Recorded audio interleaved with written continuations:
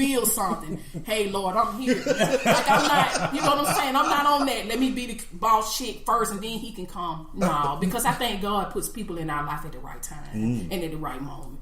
Okay. So you ride the train to work. Mm-hmm. So what if a man approaches you on the train? I'm game. Because I'm on the train and I have a vehicle. That doesn't mean anything. He could be on the train for convenience. That's why I ride it. Mm-hmm. I had to detach from stuff like that. Ooh, he's on the train. Ooh, he's blue collar. Oh my God, he has this. I had to detach from some of those things. That's interesting because a lot of people, even in our circle, are so superficial that, you know, if a guy is on the train, she won't talk to him. If a guy doesn't have a degree, she won't give him the time of day. Like, what do you think about that?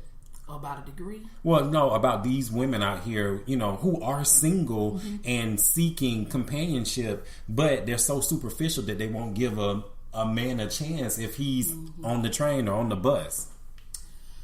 I think they may have to take some time to do what I did and let the laundry list go. Now, I'm not saying let go of your values and what's important to you, because some things are foundational and we got to have that. But you said laundry list, and that's completely different. Laundry list is totally different. It's this checkout thing, like, no car, he work here. That's your little checklist. But I think just for a moment, put your checklist aside and get to know that person. It takes some time, get to know who he is, and then you can kind of see, like, okay, I like this. He don't have a degree, but he's got a sense of humor, or he's family oriented, or those little things that are important. But I think the superficial stuff, the surface things, that will go away over time. Because there comes a time in your life when that stuff is not important. Right. So I think if you kind of just set it aside just for a little bit, get to know who somebody is, and then you may see something cultivated. And so what you're saying is that at this point in your life, you're open to getting to know who someone is. Absolutely. I am open to getting to know who someone is. I had the laundry list, so I ain't knocking the sisters with the laundry list. I had it, but I'm open to get to know who someone is.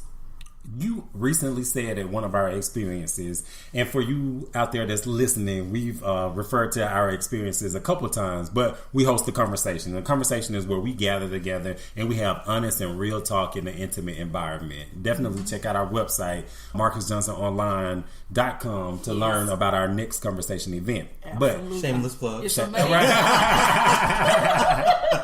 And that's where we learned about, you know, Jameelah and, like, you know, her faith and theology. And that's why she's sitting with us today. But recently you mentioned that you have a wall up that you're working on breaking down. What does that mean? I had some childhood trauma that I have had a wall up for years, but I didn't know it was up until I started going to therapy and talking it out. And we kind of pulled that thing up by the root. And I said, oh, this fear that I had that comes from childhood is why I keep people blocked. So that's what I mean by my wall. I compare this person to that person. It's like, you ain't gonna do me. So you're comparing when you pointed. Are you referring to your future to your past? That's when I point. I'm talking about future and past. Right. So you're comparing your future. You're using your past as the standard for your future. There you go. Wow. And I know it's not fair to that next person. They had nothing to do with it. So I'm working through it. I'm working through that. So where does God fit in all of this? You know, God fits into this when I get angry. I say, God, I don't like, I have my days. God, I don't like being single. I'm tired of it. God fits into it when I'm saying, okay, Lord, I know you got control. You got me. He fits into it there. God fits into it in terms of discernment. God fits into it in terms of time. And God fits into it in terms of design. And when I say design, I mean God is preparing this person and preparing me. And this design is going to be God's design. That's good. You trust the process? Absolutely, I trust the process. And it took me a minute to trust the process because, believe it or not, I'm extremely impatient. Very impatient. It's part of the process, though. Right. And I had to grow through that because I want what I want when I want it. Like, don't put me in a jam situation. Give me what I asked you for. Like most of us. Exactly. But I've learned over time, okay, trust the process. This is going a particular way, but for a reason. Right. So, how does your 12-year-old at home feel about you being single and not actively dating? Or maybe you are, but how does she feel about it? Amani doesn't say a whole lot about it. I think she kind of likes it. The attention is all on her. It's all on her. I think she kind of likes it. She doesn't say a whole lot. For me, my plan is when I do start actively dating, meeting people, they will not meet her right off. That is, when I tell you my pride and my joy and who I'm going to always protect, she's got to they'll know about her, but she got to stay protected and cocooned for a while before we made that kind of connection. But she doesn't say a whole lot. Amani is a precocious, funny 12-year-old that's just enjoying life. I do not burden Amani with my stuff. That's good. That's very good. That's another episode. Because you got so many kids walking around here carrying the burden of their parents and their families. And it's not fair to her. She did not ask to be here. She didn't ask for this situation to be the way that it is. And I will not put that on her. She's a child. She needs to enjoy her childhood.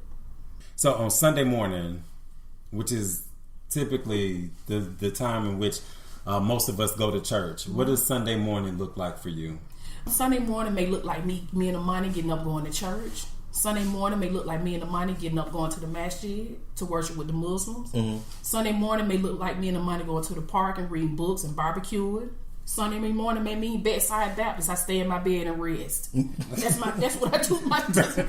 That's my Sunday. That's the Sabbath. That's the Sabbath. Because I believe you can see God in all things. When I look up in the clouds in the sky, that's God. How do they hang there like that with nothing suspending them? That's God. When I look around and see the birds, how they get up and feed themselves, that's God. I see God in all things. Amen. And even in this time of you being single, He's right here. That's amazing. And that's a great lesson to teach your daughter, and to really have control over, what you decide to do. Because ultimately, we all have the power of faith. And we don't realize it's a muscle, it's something that we get to put to work, put in action, but it's up to us to do that. It is. It's up to us. And what I want to say though, that it's not always easy. I don't want to make it seem like I wake up every day like, thank you, Lord, that I'm single. I know you're working it out. let me not pretend like that's my day every day. Like, for real, y'all know I'm telling the truth. I don't wake up like, but there are days when I wake up like, Lord, this is not fair. It's not. What is going on with this? I'm getting older. Money's getting older. What's happening here? So I do have my why days. Like, Lord, why? What is happening? Then I go back to, Lord, you got this. So I'm not making it seem like it's just a simple lifestyle. I'm a human being. God created a certain desire within me. You created this. She need a little encouragement sometime, huh? Listen, I'm here for it. Just a little encouragement every now and then. Okay. So I think you created it. Yeah, So. this is a good segue into the question of what advice do you give for other single women And men. and men, and some that even may have children. What advice do you give? And they love the Lord With all their heart. Oh my! Yeah. Cut it out. Are you speaking in terms of people who are looking for a mate, that kind of person? Okay, Absolutely.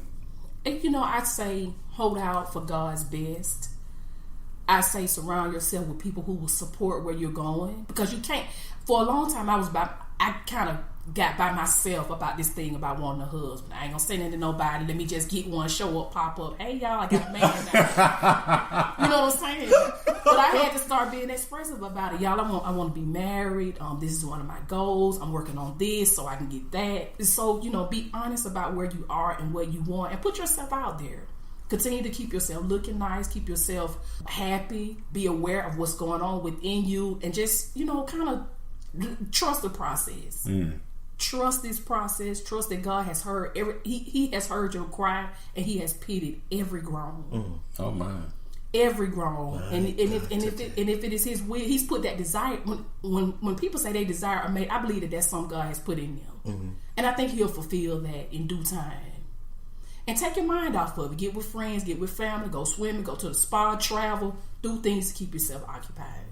Okay, so you're having a conversation with God right now about a relationship. Tell God and tell our listening audience what you want. If I was talking to God right now, I would say, Lord, you already know that I have the desire for a husband.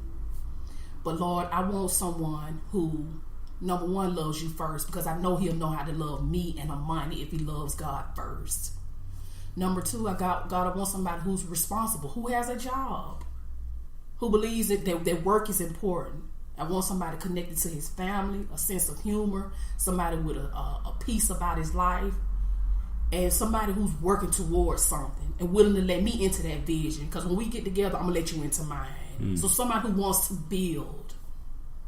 The superficial stuff, that'll come. It ain't, You have faith in the process. Mm-hmm. I got faith in the process. Okay. Woo! This was good. This is good. Yeah. I mean, it really makes me think about life in a different way, and faith, and trusting the process. Because, like you said, it's not easy. It's challenging. It's very challenging, and you really have to wake up with a renewed mind every day. Because I wake up sometimes very frustrated with God and with the process. And I'm like, you got to be kidding me. Yeah. Not it's again. Almost like a joke or a dream or something. Right. Like you waiting on the cameras to come out. Like, Ashton, like have I been bumped? Hello. Actually, you got to be around here somewhere. Exactly. So we want to thank you for joining us today. But there is one last question. This is the I Am series. Okay. So finish this sentence for us. I am ... I am successfully single. I am successfully single. I am working on me, and I am getting myself prepared for that person who's for me. I like that. I do too. It's honest and it's transparent. Thank you, Jameelah. You're welcome. This concludes this episode of the I Am series. And once again, we are your soul care companions, Marion and Marcus. Yes, we are. Join us for this and more episodes to come. Have an awesome day. Thank you. Thank you for listening to your Soul Care Companion podcast with your Soul Care Companions, Marcus and Marion. Stay connected with the Soul Care Community at YourSoulCareCommunity on Instagram and Facebook. And be sure to subscribe to this podcast for all new episodes.